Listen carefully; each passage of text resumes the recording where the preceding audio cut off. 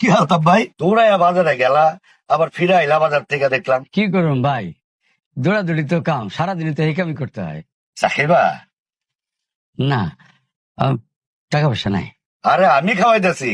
এই আলতাফ ভাইরা কাপ চা দে। তোমার একটা কথা জিগাই, কিন্তু জিগাই তো শরম পাই। কি এমন কথা? আমার জিগাইতে শরম পাইতেছ?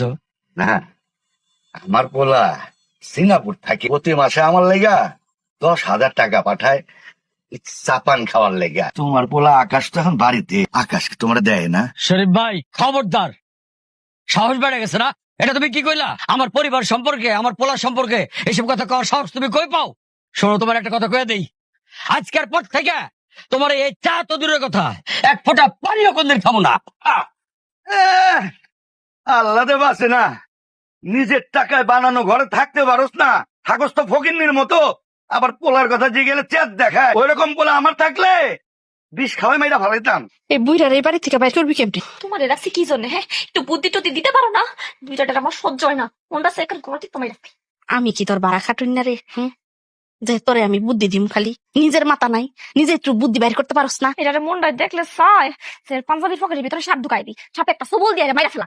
কইছি কেন?